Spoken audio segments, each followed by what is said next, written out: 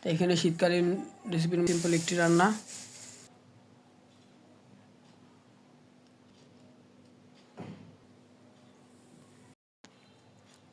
Hello everyone, আসসালামু আলাইকুম। রন্ধনঘর কিচেনে আপনাদের স্বাগত জানাচ্ছি। আজকে রন্ধনঘরের কিছু রেসিপি নিয়ে চলে আসলাম, সিম্পল কিছু রেসিপি।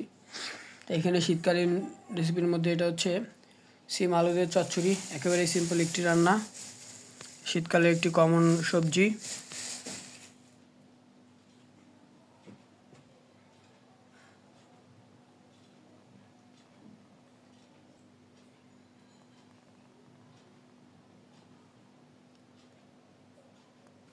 আর সাথে এখানে পুঁই শাকের গোটা ভাজি, আর অনেকে এটা পুঁই শাকের বীজ বলে কিংবা ফল, পুঁই শাকের ফল বলে। এটাও শীতকালের একটি অন্যতম সবজি, এটাও খেতে খুব ভালো লাগে।